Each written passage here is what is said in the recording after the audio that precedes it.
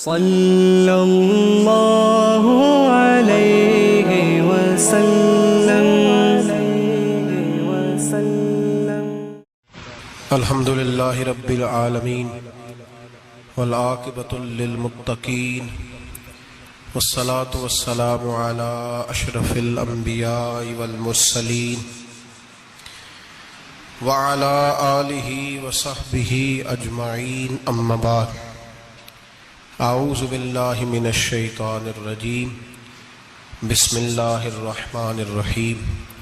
ما کان محمد ابا احد من رجالکم ولکن رسول اللہ وخاتم النبیین وکان اللہ بکل شیء علیما۔ صدق اللہ العظیم وصدق رسولہ النبی الکریم، وَنَحْنُ عَلَى ذَلِكَ لَمِنَ الشَّاهِدِينَ وَالشَّاكِرِينَ وَالْحَمْدُ لِلَّهِ رَبِّ الْعَالَمِينَ۔ إِنَّ اللَّهَ وَمَلَائِكَتَهُ يُصَلُّونَ عَلَى النَّبِيِّ يَا أَيُّهَا الَّذِينَ آمَنُوا صَلُّوا عَلَيْهِ وَسَلِّمُوا تَسْلِيمًا۔ الصلاة والسلام عليك يا سيدي يا نبي الله وعلى آلك وأصحابك يا سيدي يا نور الله۔ اللهم صل على سيدنا ومولانا محمد معدن الجود والکرم وآلہ وصحبہ وبارک وسلم۔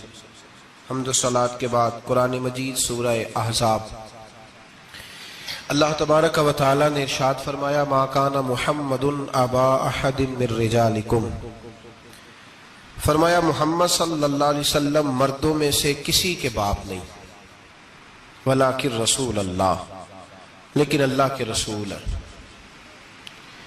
روحانی طور پر حضور کا درجہ باپ سے بھی زیادہ ہے، لیکن اللہ تبارک و تعالی نے اپنے حبیب پاک علیہ السلام کے کسی بھی صاحبزادے کو اتنا بڑا نہ فرمایا کہ وہ مرد کہلا سکے۔ بچپن میں ہی تینوں صاحبزادے وصال فرما گئے۔ مردوں میں سے حضور کسی کے بھی باپ نہیں ہیں۔ حضرت زید بن حارثہ رضی اللہ تعالیٰ عنہ کو نبی پاک صلی اللہ علیہ وسلم نے پالا۔ وہ حضور کے اس طرح کے غلام تھے کہ لوگ انہیں حضور کا بیٹا ہی سمجھنے لگے۔ بہت سارے لوگ کہنے لگے زید بن محمد صلی اللہ تعالیٰ علیہ وسلم۔ اللہ کریم نے منع فرمایا، فرمایا میرے رسول مردوں میں سے کسی کے بھی باپ نہیں ہے۔ حضور، اور اس کی وجہ نبی پاک صلی اللہ تعالیٰ علیہ وآلہ وسلم مردوں میں سے کسی کے باپ نہیں، اللہ کے رسول ہے، وخاتم النبیین، اور سب نبیوں میں سے آخری نبی ہے۔ اللہ کے رسول ہے اور سب نبیوں میں سے حضور کون سے نبی ہیں جی؟ آخری۔ حضور کے بعد کوئی اور نبی آ سکتا؟ اللہ نے قانون بنا دیا ہے، قانون بنا دیا ہے، آخری نبی ہے رسول پاک علیہ السلام۔ حضور کے صاحبزادے بچپن میں کیوں وصال کر گئے؟ اس آزمائش سے نبی پاک علیہ السلام اس لیے گزرے کہ اللہ نے حضور کی ختم نبوت کے قانون کی حفاظت فرمانی تھی۔ اگر نبی پاک کے کوئی بیٹے بڑے ہوتے تو نبی کے بیٹے نبی ہوتے، اور چونکہ دروازہ نبوت ذات رسالت پر بند کر دیا گیا، اس لیے اللہ تبارک و تعالی نے محبوب کے کسی بیٹے کو بھی پروان نہیں چڑھایا، وصال ہو گیا، اس لیے کہ حضور اللہ کے آخری نبی۔ یہ امت مسلمہ کا متفقہ عقیدہ ہے، اس پر درجنوں آیتیں ہیں قرآن مجید کی، 150 کے قریب نبی پاک کی حدیثیں ہیں۔ کتنی جی؟ کوئی عالم فاضل زیادہ پڑھا لکھا ہوگا، مقررہ حدیث کو دیکھے گا یا اور ریسرچ کرے گا تو شاید زیادہ وہ نکال لائے، لیکن 150 کے لگ بھگ محبوب کی حدیثیں ہیں جن میں حضور نے فرمایا میں آخری نبی ہوں، میں آخری نبی ہوں، میں آخری نبی ہوں۔ 150 کے قریب جگہ حضور نے فرمایا اللہ نے میرا نور نبوت پہلے سب سے پیدا فرمایا ہے، پر میں آخری رسول بن کے آیا ہوں، میں آخری نبی ہوں۔ میرے نبی پاک علیہ السلام نے فرمایا، جس طرح کو یہ بخاری مسلم کے لفظ ہے، فرمایا کوئی آدمی مکان بناتا ہے بڑا پیارا، بڑا حسین، بڑا خوبصورت، ہر قسم کے نقش و نگار کرتا ہے، پر ایک اینٹ کی جگہ خالی چھوڑ دیتا ہے، ایک اینٹ کی جگہ۔ اب جو آدمی بھی آتا نا گھومتا دیکھتا مکان، اسے بڑا اچھا لگتا اس کا مکان پر وہ دیکھتا کہ یار یہ ایک اینٹ کی جگہ خالی ہے، اگر کبھی یہ بھی مکمل ہو جائے تو مکان، بات کی سمجھ آ رہی ہے؟ یہ خود حضور نے مثال دی۔ میرے حبیب پاک علیہ الصلوۃ والسلام فرماتے ہیں اللہ تبارک و تعالی نے جب نبوت کی حسین عمارت کو بنایا تو سارے نبی آ گئے پر ایک اینٹ کی جگہ خالی تھی، فرمایا میں آیا ہوں تو دیوار مکمل ہو گئی، اب کسی اور کی گنجائش ضرورت ہی نہیں، مکمل اکمل کامل دین نبی پاک کا۔ یا رسول اللہ آپ کس کس کے رسول بن کے آئے؟ فرمایا یا ایھا الناس انی رسول اللہ الیکم جمیعا، اے تمام انسانوں میں تم سب کی طرف اللہ کا رسول بن کے آیا۔ قرآن مجید نے کہا میرے نبی پاک صلی اللہ علیہ وسلم صرف انسانوں کے رسول نہیں، وما ارسلناک الا رحمتا للعالمین، جس کو اللہ نے بنایا ہے ان سب کے حضور رسول بن کے آئے، سب کے لیے رحمت بن کے آئے۔ دائرہ کار ہی بڑا وسیع ہے، تو اب کسی اور کی گنجائش ہے؟ ہاں کچھ لوگوں کو بیماری لگتی ہے، پاگل ہو جاتے ہیں، پاگل ہو جاتے ہیں۔ دعویٰ کرنا ہمارے زمانے میں ویسے ہی آسان ہے، اور پاکستان ہندوستان ویسے جمہوری ملک ہیں، اس میں ہر آدمی کو بولنے کی اجازت ہے، جو جس کی طبیعت آتی ہے بول سکتا ہے، گنجائش ہے۔ اور ویسے بھی کوئی کیسے پتہ کرے گا کہ کوئی کیا سوچ رہا ہے، کیا بول رہا ہے؟ نبی پاک صلی اللہ علیہ وسلم نے فرمایا تھا کہ میری امت میں 30 کے قریب ایسے دجال جھوٹے ہوں گے، 30 جو دعویٰ کریں گے کہ ہم اللہ کے رسول ہیں، 30۔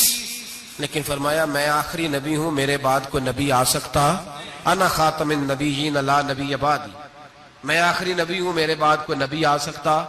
30 کے قریب، خود نبی پاک علیہ السلام کے زمانے میں 2 بندوں نے دعویٰ کر دیا تھا ہم نبی ہیں، بہت سارے لوگوں نے دعویٰ کیا، اور 1 2 4 نہیں، ابھی چند مہینے پہلے ایک بندے کو پھر دورہ پڑا تھا، بعد میں اس کا معلومات کی تو پتہ چلا نفسیاتی مریض ہے بیچارہ، وہ بھی کہتا تھا میرے پاس وحی آتی ہے، بہت سارے لوگوں نے۔ لیکن ایک بندے نے ذرا منظم ہو کے دعویٰ کیا، اور خود چونکہ وہ انگریز کا وفادار تھا، تابع دار تھا، اور وہ کہتا تھا میرے آنے کے 2 مقصد ہیں، معاذ اللہ اپنے آپ کو نبی کہتا تھا، 2 مقصد ہیں۔ ایک کہتا تھا کہ جو انگریز حکومت کا وفادار نہیں وہ اللہ رسول کا وفادار نہیں، معاذ اللہ، پہلا اس کا آنے کا مقصد وہ بیان۔ دوسرا اس کا مقصد یہ تھا، وہ کہا کرتا تھا کہ دین سارا باقی ہے، موجود ہے، قرآن حدیث نماز روزہ حج زکوٰۃ، میں معاذ اللہ نبی بن کے آیا ہوں تو صرف ایک کام کرنے آیا ہوں کہ جہاد کوئی نہیں، جہاد نہیں کرنا، کفر کے خلاف لڑنا۔ آپ کو پتہ تو چل گیا ہوگا میں کس کی بات کر رہا ہوں، مرزا غلام احمد قادیانی، اس کے ماننے والوں کو مرزئی بھی کہتے ہیں، احمدی بھی کہتے ہیں، قادیانی بھی کہتے ہیں۔ ایک ہوتا ہے کافر، ایک ہوتا ہے مرتد، ان دونوں میں فرق ہے۔ عیسائی، یہودی، سکھ، ہندو یہ کافر ہیں، ان کا اپنا عقیدہ ہے، ٹھیک ہے جو وہ کر رہے ہیں، اسلام کسی پر جبر کا حکم نہیں دیتا، موج کریں، لگے رہے، ہم انہیں دین کی دعوت دیں گے پر ان پر کوئی سختی نہیں کر سکتے۔ ایک مرتد ہوتا ہے جو لبادہ دین کا اڑتا ہے، اپنے آپ کو مسلمان کہتا ہے، قرآن والا کہتا ہے، اسلام والا کہتا ہے، لیکن دین میں رکھنا ڈالتا ہے، نیا عقیدہ گھڑتا ہے، وہ مرتد ہے، اس پر سختی کرنے کا حکم ہے۔ مرزائیوں کی مصیبت یہ ہے کہ وہ کہتے ہیں جی ہم قرآن کو بھی مانتے ہیں، ہم اسلام کو بھی مانتے ہیں، ہم نبی پاک صلی اللہ علیہ وسلم کو بھی مانتے ہیں، بس آخری نبی نہیں مانتے، ایک نیا نبی مانتے ہیں، اور پھر رنگ بڑا عجیب دیا، کہتے ہیں ذلی نبی ہے، بروزی، نوکھا فلسفہ سنے آپ حیران ہو جائیں گے۔ ذلی نبی کہتے ہیں میں مستقل نبی نہیں، میں نبی پاک کا سایہ بن کے آیا ہوں، یہ اس نے دعویٰ کیا ہے، کہتے ہیں میں مستقل نبی نہیں، میں حضور کا۔ اور بیوقوف، جس خدا نے اپنے رسول کا سایہ بنایا ہی نہیں کہ کسی کے قدم نہ آ جائیں، اور تیرے جیسے شخص کو سایہ بنانا تھا جس کی ایک آنکھ بھی کوئی نہیں، کانا ہے بیچارہ، مرزا کانا تھا، ایک آنکھ اس کی سلامت، اللہ کے نبیوں میں کوئی نقص ہوتا۔ ہمارے ہاں ایک دفعہ گفتگو ہو رہی تھی تو ایک مولانا کہنے لگے مرزا جھوٹا نبی ہے. استادوں نے روک دیا, کہنے لگے یہ لفظ بھی نہیں کہنا, جو نبی ہوتا ہے وہ جھوٹا نہیں ہوتا, اور جو جھوٹا ہوتا ہے وہ نبی, یہ لفظ بھی نہیں کہنے, اس کو جھوٹا نبی نہیں کہنا. کہا حضور پھر کیا کہیں؟ کہنے لگے چلو کانا شانا کہہ لیا کرو, اتنی گنجائش ہے, یہ تو لو 2-4 جملے ہیں, جیسا بیچارہ ہے تھا ویسا چلو کہہ لو, کانا شانا کہہ لیا کرو, اس کی اجازت ہے, لیکن یہ لفظ کہنے کی اجازت منظم سازش کی اس شخص نے, منظم, اور یہ رکی نہیں. ہماری یونیورسٹیوں کے اندر بہت سارے لیکچرار بھرتی کیے جاتے ہیں جو قادیانی ہیں, مرزائی ہیں, اور آپ حیران ہوں گے یہ بات سن کے کہ یورپ کا ویزا سب سے آسانی سے اس بندے کو ملتا ہے جو کہتا ہے جی میں مرزائی ہو گیا ہوں, مجھے پاکستان میں خطرہ ہے, فٹافٹ بلا لیتے ہیں. تمہاری ان کے ساتھ کیا رشتہ داری ہے جو تمہیں فٹافٹ بلاتے ہیں؟ بتاؤ کیا تعلق ہے جو تمہیں سپورٹ کرتے ہیں؟ مرزا غلام احمد قادیانی نے دعویٰ کیا, پہلے وہ کہنے لگا جی میں محدث ہوں, میں حدیثوں کی تشریح کرتا ہوں, پھر کہنے لگا میں مجدد ہوں, دین کی تجدید کروں گا, پھر آہستہ آہستہ کہنے لگا جی میں امام مہدی بن کے آیا ہوں. لوگ کٹھے ہونے لگے نا, ہمارے لوگ تو دعا کرانے پہ قائل ہو جاتے ہیں, ویسے بھی جو نئی مداری لگائے اس کے بندے جلدی قائل ہو جاتے ہیں. علامہ اقبال نے پنجابی کا, میں خود پنجابی ہوں لیکن اقبال نے پنجابی کا مزاج بیان کیا ہے, پنجابی کا مزاج. اقبال کہتے ہیں پنجابی کا مزاج ہے کہ تحقیق کا پھندا کوئی سیاد لگا دے, یہ شاخ نشیمن سے اترتا ہے بہت جلد. کہتے ہیں کوئی مداری دکھائے صحیح, اس کا کام ہے فٹافٹ پہنچ جانا. یہ مداریوں کا زمانہ ہے, جو اچھی مداری لگا لے, شور شار اچھا کرے, اس کے گرد لوگ, جو کہے میں نے پھونک ماری تو بندہ چل پڑا, پھونک ماری تو گر گیا, پھر میں نے ایسے کیا تو ایسے ہو گیا. کوئی مداری دکھائے صحیح, مداری کا دور ہے. اس نے بھی مداری لگا لی, میں دعا کرتا ہوں تو فلانا صحیح ہو گیا, میں یہ کرتا ہوں تو کبھی محدث ہو گیا, کبھی وہ مجدد ہو گیا, پھر کہنے لگا میں امام مہدی ہوں. پھر اس نے تھوڑی ترقی کر لی تو کہنے لگا میں مسیح موعود ہوں, وہ جو حضرت عیسیٰ علیہ السلام نے دوبارہ پیدا ہونا تھا تو لہذا میں آ گیا ہوں, معاذ اللہ. پھر آہستہ آہستہ جب اس نے سمجھا نا کہ اب بندے تھوڑے پکے ہو گئے ہیں جو میرے ساتھ ہیں, پھر کہنے لگا نہیں میں ذلی نبی ہوں, بروزی, میں سایہ بن کے آیا ہوں. مرزا غلام احمد قادیانی پشت پناہی اس کو انگریز کی حاصل تھی. کسی شخصی جب حکومتیں سپورٹ کرتی ہیں پھر اس کا آگے بڑھنا بڑا آسان ہو جاتا ہے. اس کی انگریز نے مکمل پشت پناہی کی.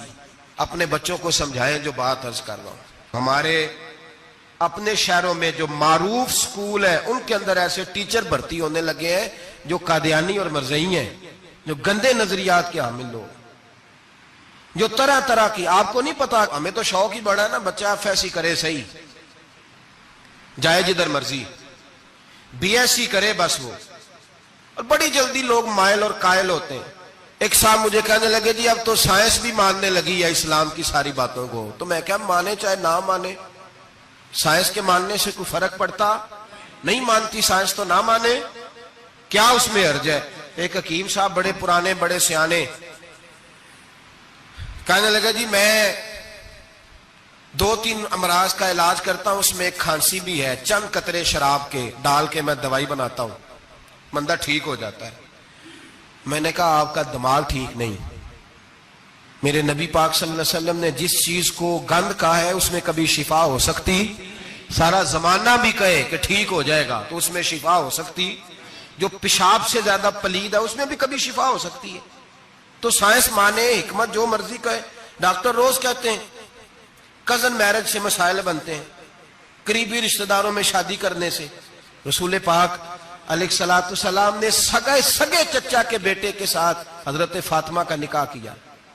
اگر مسائل بن سکتے ہوتے تو رسول پاک کبھی یہ کام کر سکتے, سوال ہی پیدا نہیں ہوتا. روز ڈاکٹر کہتا ہے آپ پتہ کرنے جائیں بیماری کہاں سے لگ گئی, آپ کے خاندان میں تو کسی کو نہیں تھی, فلانے کو تو نہیں تھی, سسرال میں میکے میں. بھئی اللہ کے رسول نے فرمایا بیماری متعدی نہیں ہوتی, ایک کو دوسرے سے لگ سکتی.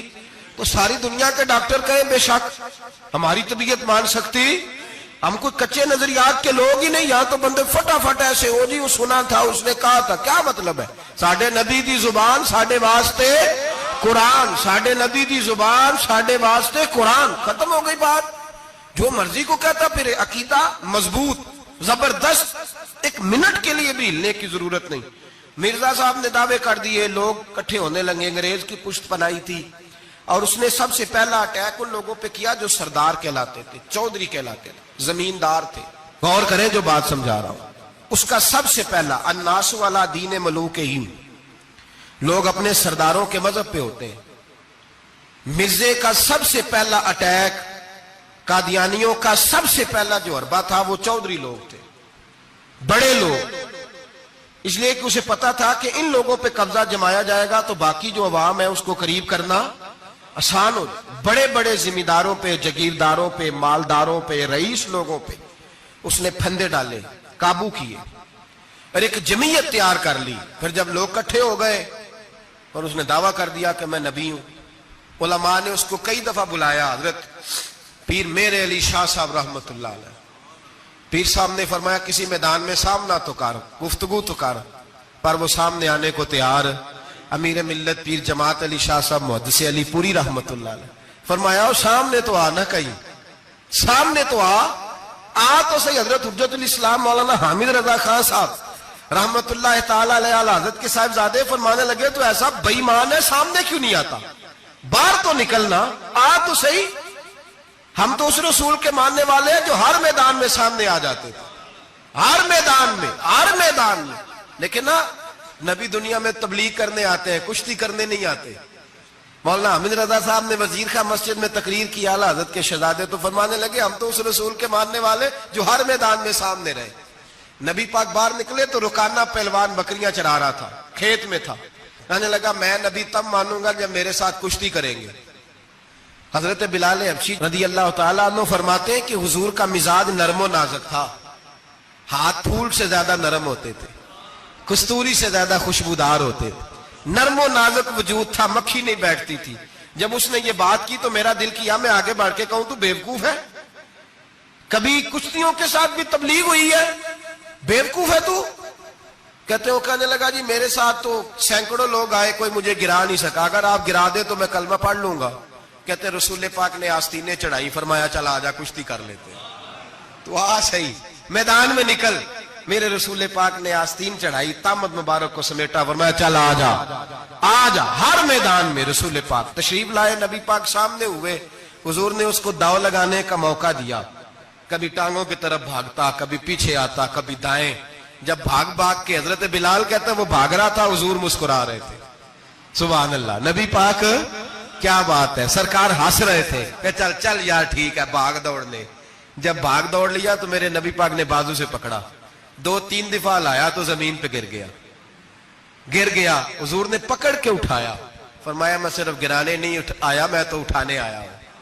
کھڑا کیا تو کہنے لگا نہیں آپ نے تو مجھے موقع ہی نہیں دیا. تو حضور نے فرمایا دیر کوئی نہیں ہوئی تو دوبارہ آ جا، کوئی عرض نہیں، آ جا دوبارہ سے. دوبارہ آیا تو میرے حبیب نے 2 دفعہ ہلایا تو پھر جا گرا. کہنے لگا نہیں ابھی بھی میں سنبھل نہیں سکا تھا.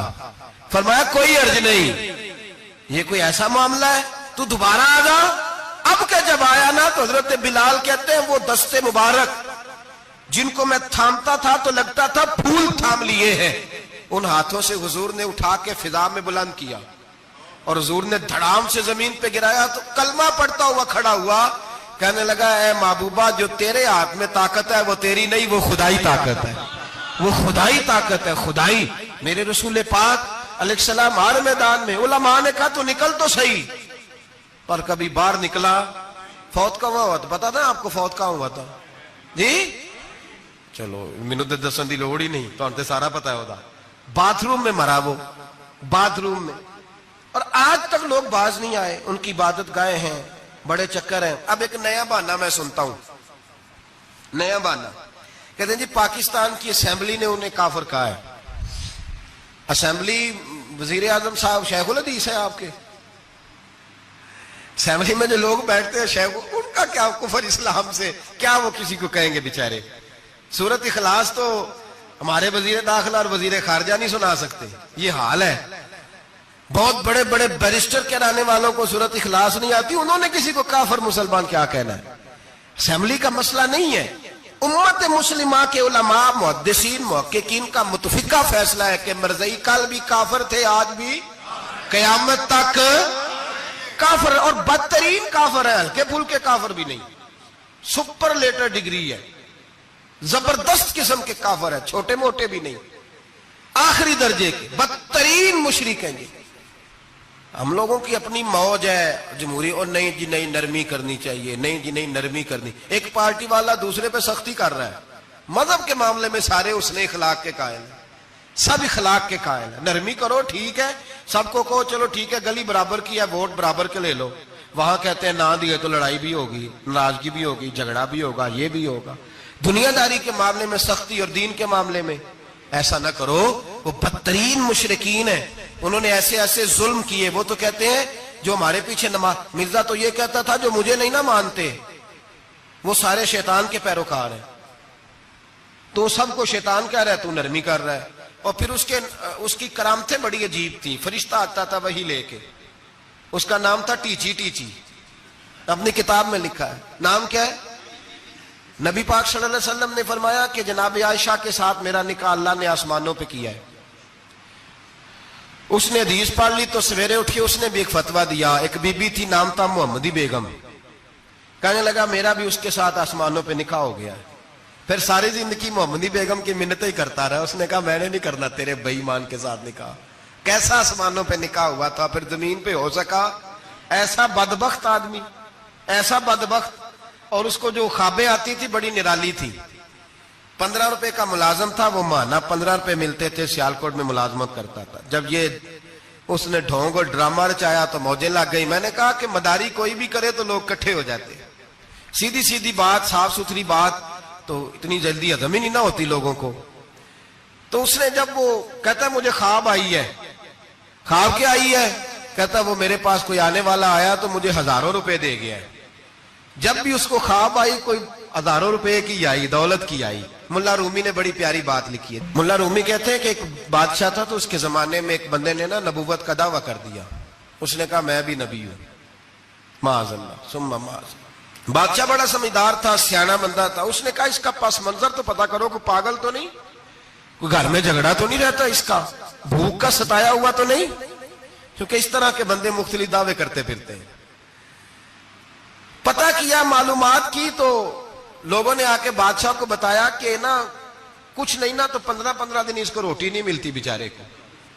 بڑے کاروبار کیے ہیں، چمکا کوئی نہیں. تو اس نے کہا چلو یہ والا کام کرتے ہیں، مشہور تو ہو جائیں گے نا، بدنام جو ہوں گے تو کیا نام نہ ہوگا. بادشاہ نے کہا چلو ٹھیک ہے بلاؤ. اس کو بلایا تو بادشاہ کہنے لگا اس کو باورچی خانے میں لے جاؤ اور جتنے کھانے پک سکتے ہیں نا پکا کے اس کے سامنے رکھو، صبح شام اسے روٹی کھلاؤ. 15 دن نہ 2 ہفتے بڑا خوب کھانا کھلایا اس کو، زبردست اچھی طرح سے سیر ہو کے روٹی کھلائی. تو ملا رومی کہتے ہیں 15ویں دن باہر نکالا، بادشاہ کے سامنے پیش کیا. تو بادشاہ کہنے لگا او معاذ اللہ دعویٰ کرنے والے کہ میں نبی ہوں، کوئی نیا پیغام آیا تیرے پاس کہ نہیں، کوئی نیا الہام، کوئی نیا پیغام؟ کہنے لگا جی بالکل آیا ہے. نے کہا سنا. کہنے لگا میرے پاس نیا پیغام آیا ہے کہ تو جہاں پہنچ گیا یہاں سے نکلنا نہیں، اب تو نے یہیں رہنا ہے، یہ مجھے حکم ہوا ہے، لہذا اگر تو حکم عدولی کرے گا تو نافرمان ہو جائے گا. تو اس نے کہا ٹھیک ہے میں تیری بات سمجھ گیا ہوں، روٹی تجھے 3 وقت ملا کرے گی لیکن تو گھر جا کے رہے. آج کے بعد اس طرح کا کوئی دعویٰ پیٹ کے ہاتھوں مجبور ہو کے لوگ دعوے کرتے ہیں. اور پھر جو ان کے ساتھ ہوتے ہیں نا وہ بھی بہت سارے پیٹ کے ہاتھوں مجبور ہوتے ہیں، تنخواہیں لگ جاتی ہیں. اور جب کسی کی تنخواہ لگ جاتی ہے پھر پراپوگنڈا کرنا اس کی ذمہ داری ہوتی ہے، شور کرنا ذمہ داری، رائے عامہ ہموار کرنا اس کی ڈیوٹی ہوتی ہے. مرزے نے بہت سارے لوگ بطور تنخواہ دار وہاں رکھے. پھر یہ تحریک چلی، 1 2 4 نہیں، درجنوں لوگ اس میں شہید ہوئے. جگہ جگہ رسول اللہ کے غلاموں نے صلی اللہ. اور بڑی ذمہ داری سے بات کہہ رہا ہوں، بڑی ذمہ داری سے. دین کی کوئی تحریک چلتی ہے تو نہ سیاستدان نکلتا ہے، نہ جاگیردار، نہ سیاستدان، نہ وڈیرا، نہ کوئی اور، الا ماشاءاللہ. دین کی تحریک چلتی ہے تو نہ یہ لاکھ روپیہ لینے والے نعت خواں باہر نکلتے ہیں، نہ جو بڑی گدیوں پہ جدی پشتی پیر بیٹھے ہیں وہ باہر آتے ہیں. وہ علماء اور مشائخ جن کا دین سے رشتہ ہے. اگر پیر جماعت علی شاہ صاحب نکلے تو خالی پیر نہیں تھے، عالم دین بھی تھے. اگر پیر میرے علی شاہ صاحب نکلے تو خالی پیر نہیں، بہت بڑے عالم تھے. حجت الاسلام نکلے تو خالی پیر نہیں، عالم تھے. یہ علماء نکلتے ہیں، مار کھاتے ہیں. ایک عالم نے مار نہیں کھائی، دو نے نہیں کھائی، درجنوں نے کھائی، ہزاروں اور سینکڑوں نے کھائی. علماء نے قربانیاں دی، جیلوں میں بند ہوئے. علامہ محمود رضوی صاحب رحمت اللہ تعالی علیہ کو پکڑ کے لاہور کے قلعے میں بند کیا گیا، اور انگریز نے اس قدر سخت سزا دی کہ علامہ کو باندھ کے ختم نبوت کی تحریک چلانے کے جرم میں الٹا لٹکا کے تو نیچے توڑی ڈال کے اور چیزیں ڈال کے دھواں جلا دیا گیا. ان کے ناک میں دھواں جاتا تھا، ساری زندگی دمے کے مریض رہے، 2-3 باتیں بھی کھول کے نہیں کر پاتے تھے. اس قدر زیادہ اذیت دی گئی علماء کو، اس قدر زیادہ. علامہ عبدالحمد بدایونی رحمت اللہ تعالی علیہ فرماتے ہیں کاٹنے والے جانور ہماری شلواروں میں ڈال کے نیچے سے باندھ دیا جاتا تھا. کہا جاتا تھا اب ختم نبوت کی بات کرو، لیکن کوئی شخص بھی ایک منٹ کے لیے بھی پیچھے ہٹنے کو تیار. قربانیاں دے کر قربانیاں ان بے ایمانوں کو کافر قرار دلوایا. اور پھر بطلے حریت امام وقت حضرت علامہ شاہ احمد نورانی رحمت اللہ علیہ اور مولانا عبدالستار خان نیازی کو سزائے موت کا حکم ہوا. مولانا ابو الاسناد اعلیٰ حضرت کے خلیفہ تھے، ان کے صاحبزادے سید خلیل احمد صاحب رحمت اللہ تعالی علیہ کو سزائے موت کا حکم ہوا کہ مرزائیوں کے خلاف انہوں نے علم بلند کیا. وہ تو پاکستان بنا. پھر جدوجہد شروع ہوئی، پھر زور ہوا. پھر علامہ نورانی رحمت اللہ علیہ کی قیادت میں پورے زور اور شور کے ساتھ تحریک چلی. آخر مجبور ہوئے اس دور کے وزیر اعظم بھٹو صاحب مجبور ہو گئے اور کہا ٹھیک ہے سویرے میں مرزے کے پوتے کو بلاتا ہوں، آپ اسمبلی میں بیٹھ کے بات کریں، ان سے گفتگو کریں. اگر ہم قومی اسمبلی کے ممبران نے دیکھا واقعی جھوٹا ہے تو ہم انہیں اقلیت قرار دے دیں گے. علامہ نورانی حضرت ابو بکر صدیق کی اولاد تھے اور میرے اعلیٰ حضرت فاضل بریلوی رحمت اللہ علیہ کے خلیفہ کے بیٹے تھے، اور خود حضور مفتی اعظم ہند رحمت اللہ علیہ کے مرید تھے. حضرت علامہ نورانی ساری زندگی ایسا لباس پہنتے تھے کہ اس کے اندر سلوٹ نظر نہیں آتی تھی. امامہ اتنا حسین ہوتا تھا کہ دیکھنے کو دل کرتا تھا، اور گاڑی میں بہترین میں بیٹھتے تھے. لیکن مکان ساری زندگی کرائے کا رہا، کرائے کا. لوگ کہتے ہیں ملنے جاتے تھے، سیڑھیوں سے اترتے تھے تو علامہ نورانی سیڑھیوں پہ بٹھا لیتے تھے، کہتے 2 ہی کمرے ہیں اور میں آپ کو بٹھا نہیں سکتا، گھر میں جگہ نہیں. تو کہا حضرت آپ اجلے تو بڑے نظر آتے ہیں. تو آپ فرماتے لباس دنیا کو دکھانے کے لیے پہنا ہے، اور باقی تو سارا میرا معاملہ خدا رسول کے ساتھ ہے. میں جانوں اللہ رسول جانے. میں بھکاری بن کے نہیں جینا چاہتا، خودداری کے ساتھ وقت گزارنا چاہتا ہوں. علامہ نورانی کہتے ہیں جس رات صبح اسمبلی میں مناظرہ ہونا تھا تو میں سوچنے لگا آج رات کیا کروں. تو پھر مجھے خیال آیا میں نے وہی کرنا ہے جو بدر کی رات میرے مصطفیٰ نے کیا تھا. ساری رات میں مصلے پہ بیٹھا رہا. کہتے ہیں بس اونگ لگی تو بات بن گئی، آنکھ لگی تو بات بن گئی. کہتے ہیں سحری کا وقت ہوا تو دستک ہوئی دروازے پہ. 2-3 نادان دوست کہنے لگے آپ ہمارے گھر آئے. فرماتے میں ان کے گھر گیا. جب ان کے گھر پہنچا تو وہاں مرزئی اور قادیانی 10 کروڑ روپیہ بریف کیس میں بند کر کے لائے اور کہنے لگے مولانا یہ بیانہ ہے، بیانہ، یہ آپ بیانہ پکڑ لیں اور باقی پیسے بعد میں. سنا ہے مکان بھی کرائے کا ہے، سنا ہے آپ کے پاس کوئی پراپرٹی نہیں، یہ بیانہ لے لیں باقی بعد میں آئے گا. علامہ نورانی کہتے ہیں میں نے جب پیر کی ٹھوکر لگائی تو بریف کیس کھل گیا اور اس میں کروڑوں روپے بکھر گئے. مجھے کہنے لگے پیسے دیکھ کے تو آپ کو خیال آ گیا ہوگا کہ بچوں کے لیے بھی کچھ سوچنا ہے، پیچھے بھی پلٹ کے دیکھنا ہے. تو نورانی صاحب رحمت اللہ علیہ فرمانے لگے میں نے کہا ہاں میں وصول تو کر لیتا پر تم نے قیمت بڑی تھوڑی لگائی ہے. ایمان بیچنا اتنی تھوڑی قیمت؟ میری تو رات زیادہ قیمت لگ گئی ہے، بڑی زیادہ قیمت، میں تو بک گیا ہوں پہلے سے. کہنے لگے آپ کی کیا قیمت لگی ہے؟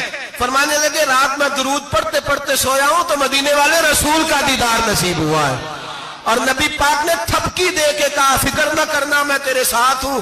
تو کہنے لگے جس کی قیمت محمد عربی لگائے کوئی اسے خرید سکتا ہے؟ سویرے میدان لگے گا اسمبلی میں اور میں اسمبلی کے فلور پہ ثابت کروں گا تم کل بھی بے ایمان تھے، آج بھی बेईमान हो, कयामत तक तुम बेईमान ही रहोगे। जितना मर्जी पढ़ जाओ, लिख जाओ, जितनी मर्जी बड़ी इबादत गाहें बना लो, जितना मर्जी शोर कर लो, और जितने मर्जी कनाडा और अमेरिका तुम्हारा साथ दे ले, हमारे रसूल आखिरी नबी है, हुजूर आखिरी नबी है। ये उम्मत का मुतफिका अकीदा है, इसमें किसी को रखना डालने की इजाजत।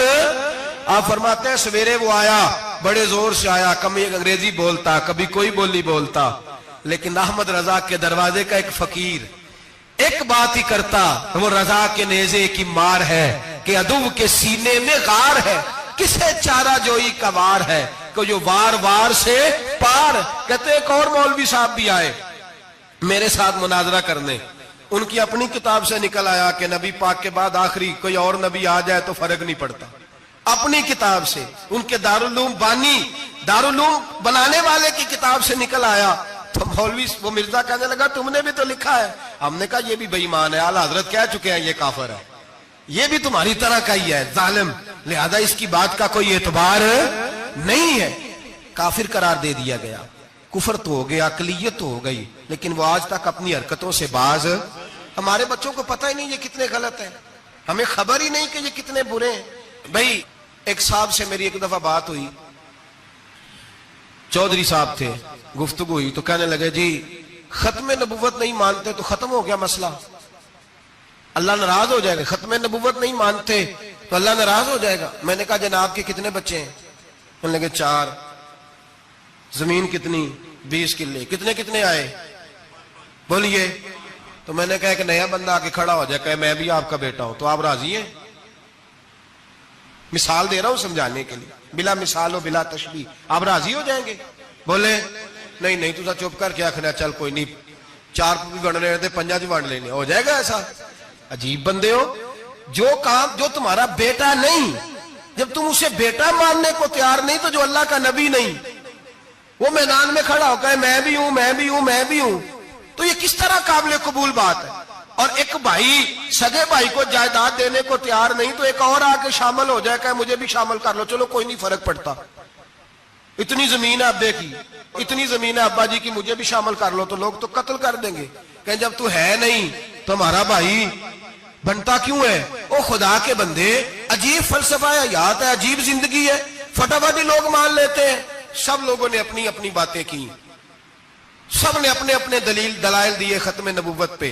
जरूरत ही नहीं थी, जब हुजूर कह गए, जो बन सकते थे उनको नबी पाक कह गए, जो बन सकते थे, जिनमें सलाहियतें थी, हुजूर ने फरमाया अली तो मेरे लिए इसी तरह है जिस तरह मूसा के लिए हारून थे। लेकिन मूसा के भाई हारून भी नबी थे, पर मेरे बाद को नबी हो सकता तू हो उसी तरह जिस तरह मूसा के लिए हारून, जिनके अंदर खूबियां पाई जाती थी। फरमाओ अबू बकर मेरी सारी उम्मत से अफजल है पर नबी नहीं है। मेरे रसूल पाक ने फरमाया उमर फारूक में वो सारी खूबियां पाई जाती हैं जो एक नबी में हो। लौकाना नबी बाद लकाना उमर इब्ने खत्ताब, अगर कोई मेरे बाद नबी होता तो खत्ताब का बेटा उमर हो।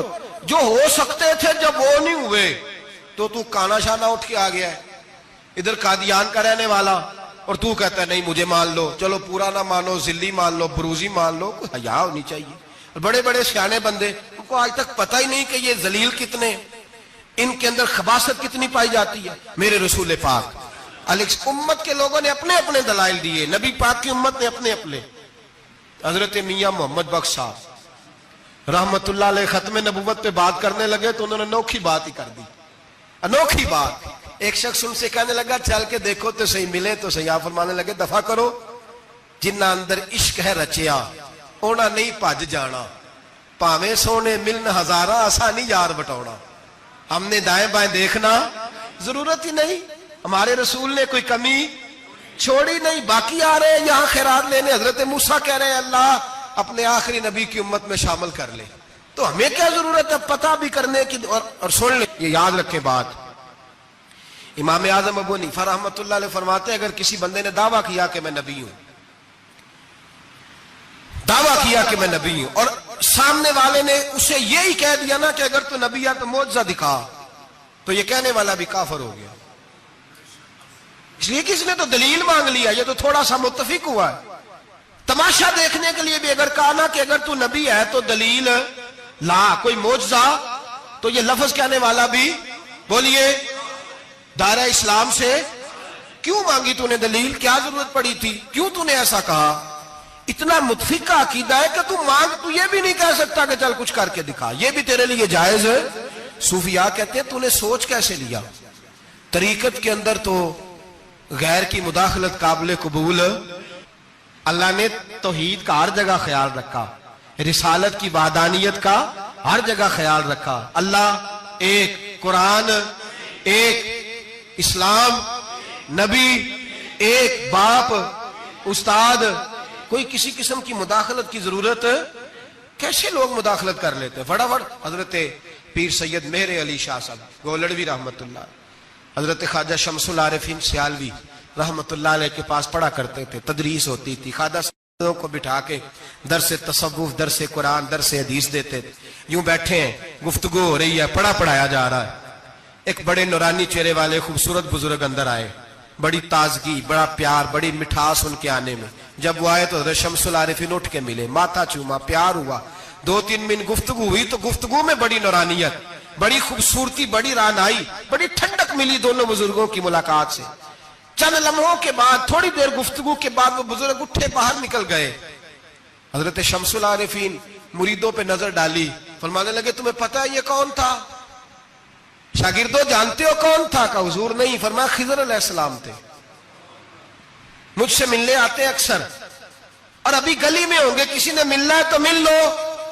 دوڑ کے گئے سارے لوگ ملاقات کرنے، بھاگے گئے۔ پیر میر علی شاہ صاحب بیٹھے ہیں، آپ نے فرمایا میر علی تم نے نہیں ملنا؟ کہنے لگے حضور نہیں۔ فرمایا کیوں؟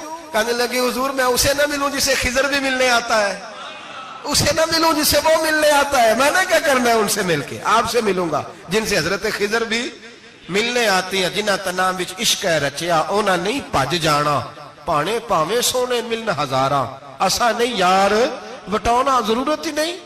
ایسے حسین محبوب کے بعد کسی اور جگہ نظر جمانے کی طبیعت ضرورت نہیں، توجہ نہیں، خیال نہیں۔ جس نے یہ پوچھ بھی لیا کہ تو بتا، کوئی معجزہ دکھا، وہ بھی دائرہ اسلام سے نبی پاک صلی اللہ علیہ وسلم کے زمانے میں حضور نے خود فرمایا تھا 30 کے قریب لوگ ہوں گے جو دعویٰ کریں گے ہم نبی ہیں۔ فرمایا دجال ہوں گے، کذاب ہوں گے جو دعویٰ کریں گے۔ ایک بندے نے تو حضور کی ظاہری حیات میں دعویٰ کر دیا، مسلمہ اس کا نام تھا، 150 سال کے قریب عمر پائی اس نے، اور بہت سارے اس کے ماننے والے اسی لیے ماننے لگے کہ عمر بڑی لمبی ہے۔ معاذ اللہ تعالیٰ، لوگوں کا اپنا اپنا مزاج ہے نا، ماننے کا اپنا اپنا مزاج ہے۔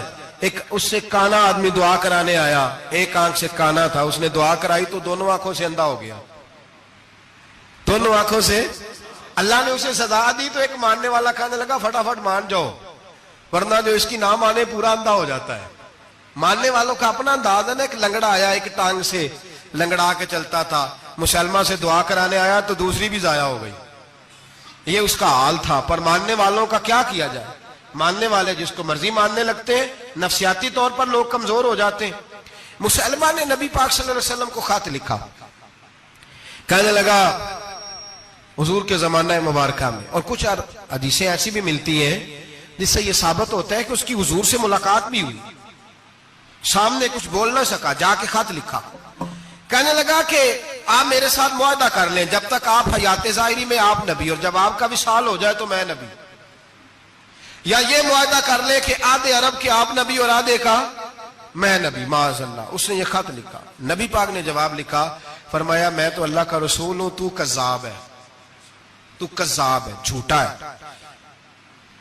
لوگ ایک اور بھی، میں ایک دن آرٹیکل پڑھ رہا تھا، کہنے لگے جی مرزے کے اب بڑے ماننے والے ہیں، اس کو کذاب نہیں کہنا چاہیے، ان کو دکھ ہوتا ہے، جو جھوٹ بولے اسے جھوٹا نہیں کہنا چاہیے۔ تسی بول دے کیوں نہیں؟ توڑا کی پروگرام ہے، کہنا چاہیے کہ نہیں کہنا چاہیے؟ یہ ثواب ہوگا، اس لیے کہ جو نبوت کا دوچا دعویٰ کرے اس کو نبی پاک نے جھوٹا کہا ہے۔ حضور نے فرمایا تو کذاب ہے، کیا کہا ہے؟ تو انہیں ثواب ہوئے گا، آنکھوں گے تھے، کیا کہا ہے؟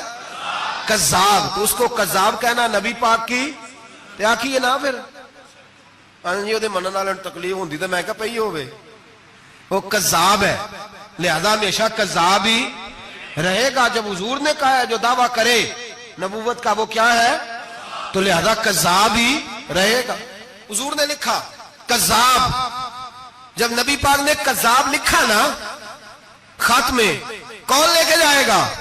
اب اس کے دربار میں جانا ہے، حالات بڑے خطرناک ہیں، اس کے گرد بندے بھی ہیں، اور اس کے گھر جانا ہے، مشکل مرحلہ ہے. ایک صحابی تھے چھابڑی فروش، سر کے اوپر رکھ کے نا ٹوکرا، تو مدینے کی گلیوں میں کھجوریں بیچتے، 11-12 بچوں کے باپ تھے.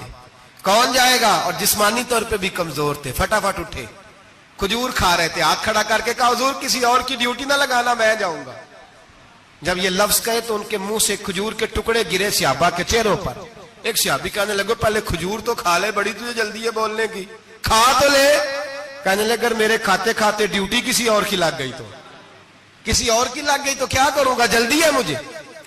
حضور سید عالم صلی اللہ علیہ وسلم نے نا اپنا نیزہ دیا، گھوڑا دیا، فرمایا ذرا ڈٹ کے جانا، اس کے گھر جانا ہے. کہا محبوبہ فکر ہی نہ کرے، فکر نہ کرے. صحابہ کہتے ہیں اس طرح وہ نکلا جیسے کوئی جرنیل نکلتا ہے.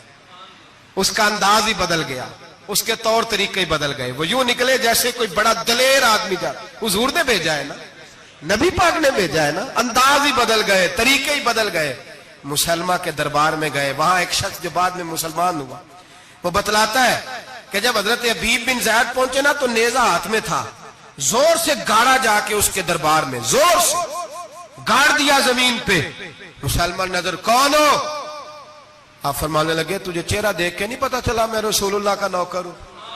ہمارے تو چہرے بتاتے ہیں ہم رسول والے ہیں، ہمارے تو چہرے بتاتے ہیں نبی پاک والے. تجھے پتا نہیں چلا کون ہوں؟ کیسے آئے ہو؟ فرمایا یہ تیرے خط کا جواب لایا ہوں.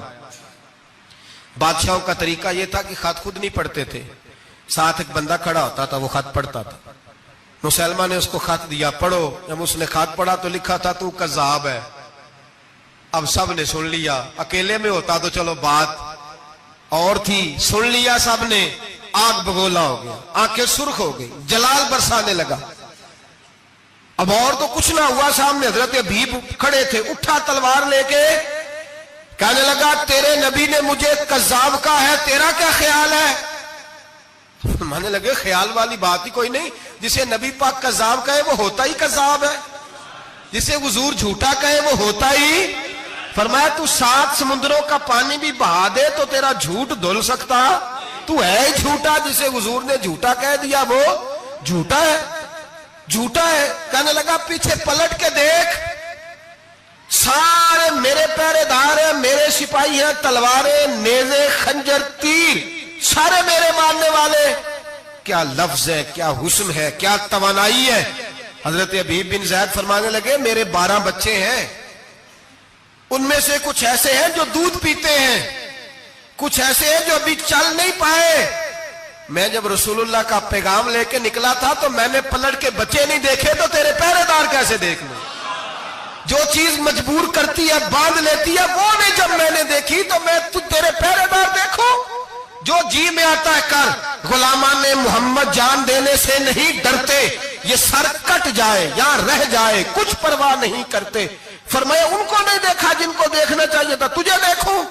میں اکثر کہتا ہوں کٹ لگ جائے نا ہاتھ پہ تو نمازیں رہ جاتی ہیں، جماعتیں چھوٹ جاتی ہیں، طبیعتیں بگڑ جاتی ہیں، مشکل ہوتا ہے، تکلیف آئے تو سنبھلنا. یہاں ہلکا سا بچھو آ کے کاٹے تو شور ہو جائے گا، جمعے میں لوگ اٹھیں گے، اللہ مجمع بکھرے گا، اوہ بچھو آ گیا، حالات بگڑ جائے. چھپکلی پیروں پہ گرے تو لوگ اٹھ دوڑتے ہیں. حضرت حبیب بن زید انصاری کھڑے تھے، انگلی نہیں، ہاتھ نہیں، کٹ نہیں لگا. مسلمہ اٹھا، اس نے زور سے تلوار ماری، بازو کٹ کے گر گیا، فوارہ نکلا خون کا. او بھائی بچھو کاٹے تو سنبھلنا مشکل، ذرا تصور کرو ہاتھ کٹ گیا. حضرت حبیب بن زید کھڑے ہیں، کہنے لگا اب تیرا کیا خیال ہے؟ آپ فرمانے لگے تو بڑا بیوقوف ہے، ہمیں آزماتا ہے، ہمیں تو بدر سے لے کر احد تک ساری دنیا آزما چکی ہے، ہمیں آزماتا ہے، ابھی بھی خیال پوچھتا ہے.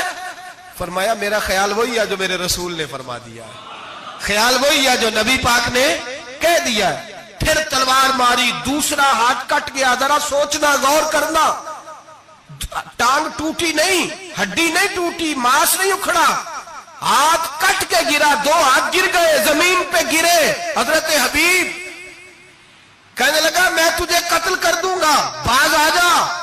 آپ فرمانے لگے تو بڑا نادان ہے، ان لوگوں کو ڈراتا ہے جو سویرے فجر کی نماز پڑھ کے پہلی دعا ہی شہادت کی مانگتے ہیں.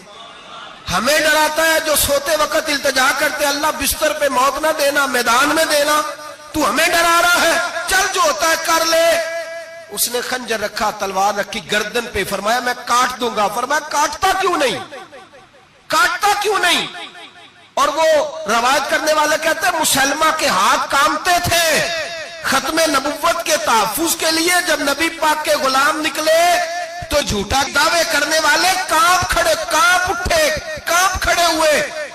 کہتے ہیں اس کے ہاتھ کانپتے تھے. حضرت عبید بن زید کٹے ہوئے بازوؤں کے ساتھ بھی توانا تھے. قلم توڑ گئے میاں محمد بخش صاحب، فرمانے لگے او کچا رنگ للاری والا جیڑا چڑھدا لیندا رہندا، اے عشق تیرے دا رنگ محمد چڑھ جائے پھر نہیں لیندا. جب تلوار چلی، گردن کٹی، تو رسول اللہ کی ختم نبوت پر پہرا دینے والوں کا اجر میرے رسول نے بیان فرمایا. میرے نبی نے اجر بیان کیا، ڈگری جاری فرمائی، سند دی حضور نے. وہاں گردن کٹی اور جہاں مدینے میں حضور کی آنکھوں میں آنسو آئے. یا رسول اللہ کیا ہوا؟ فرمایا میرا حبیب شہید ہو گیا ہے اور رب کریم نے اس کے لیے جنت کے سارے دروازے کھول دیے. سارے دروازے اللہ نے کھول. یہ سند جاری کی نبی پاک. ختم نبوت مسلمان کا عقیدہ. حضرت ابو بکر صدیق نے ختم نبوت کے تحفظ کے لیے پورا ایک دستہ تیار کیا. ابو جال کے بیٹے جناب سیدنا اکرمہ رضی اللہ تعالیٰ عنہ، ان کی سربراہی میں جناب سیدنا ابو بکر صدیق رضی اللہ تعالیٰ عنہ نے لشکر تیار کیا. وہ لشکر گیا، اس لشکر میں حضرت وحشی بھی تھے جنہوں نے حضرت امیر حمزہ کو میدان احد میں شہید کیا تھا. فرماتے ہیں میں دعا کرتا تھا اے اللہ بہترین مسلمان میرے ہاتھوں شہید ہوا ہے، اب میرے ہاتھوں کوئی بدترین کافر قتل کرا تاکہ میرا کفارہ ہو جائے. فرماتے جب میں گیا، جب میں نکلا میدان میں پہنچا تو مسلمہ میرے سامنے آ گیا، جھوٹی نبوت کا دعویٰ کرنے والا. کہتے ہیں جب سامنے آیا تو میں نے اس کو مارا، تیر وہ گرا، اور جب گرا تو میں نے رکھا پھر اس کی گردن پہ پیر. میں نے کہا میرے رسول تو میدان بدر میں دعا کریں تو 5000 فرشتے آتے ہیں، تو ذرا پلٹ کے دیکھ بے ایمان تیرا حال کیا ہے. فرماتے ہیں میرے قدموں کے نیچے. میں نے کہا تو میرے نبی سے مقابلہ کرنے چلا تھا؟ میں رسول اللہ کا ادنا غلام ہوں، نہ بدری ہوں، نہ اشرا مبشرہ میں سے ہوں، نہ میں خلفائے راشدین میں سے ہوں، پر ہوں رسول کا غلام، الصحابی کالنجوم میں شامل ہوں. فرماتے میں نے گردن کاٹی اور اللہ نے مجھے موقع دیا. حضرت امیر حمزہ اگر میرے ہاتھوں شہید ہوئے تھے تو نبی پاک کا بدترین دشمن بھی میرے ہاتھوں قتل ہوا. ختم نبوت کا تحفظ ہر دور میں ہر جگہ صحابہ کرتے رہے. ہم بچوں کو کچھ نہیں سکھا پا رہے، ہمارے بچے لا بلد ہیں دینی تعلیمات سے. ہم یہ شعور دے کے بھیجتے ہی نہیں کہ بیٹا جو اس طرح کی ذرا بھی بات کرے اس کا ذکر کرنا بتانا. قادیانی، مرزائی، کسی جگہ یہ اپنے آپ کو احمدی کہتے ہیں، کسی جگہ کوئی اور روپ دھارتے ہیں. ایک ان کا گروپ اب لاہوری کہلاتا ہے، وہ کہتا ہے جی ہم اسے سارا کچھ مانتے ہیں پر نبی نہیں مانتے. ہم نے کہا تم بھی تو بے ایمان ہو نا، کافر کو تو مان رہے ہو نا، چاہے مجدد بھی مانو مفسر بھی مانو، مان تو ایک بے ایمان کو رہے ہو نا. کافر کو کافر ماننا ضروری ہے. اللہ نے کہا کل یا ایھا الکافرون، اللہ نے کافر کو کافر کہا ہے تو کافر کو کافر ماننا یہ ضروریات دین کا حصہ ہے. تو لہذا اپنی اولادوں کو، نسلوں کو، آنے والے طبقات کو، بالخصوص کالجز میں، یونیورسٹیز میں اور ان جگہوں پہ جو لوگ تعلیم حاصل کرنے جاتے ہیں ان بچوں کو خاص کر کے سمجھائیں، ان پر خاص دھیان دیں، توجہ کریں کہ وہ بچے ان چیزوں سے باز آئیں، پرہیز کریں.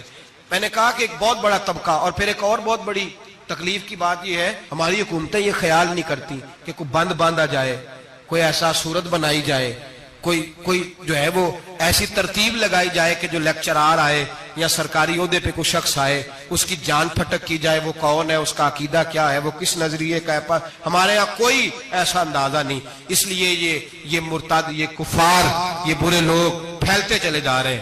اپنی صفوں کے اندر ان لوگوں کو تلاش کریں.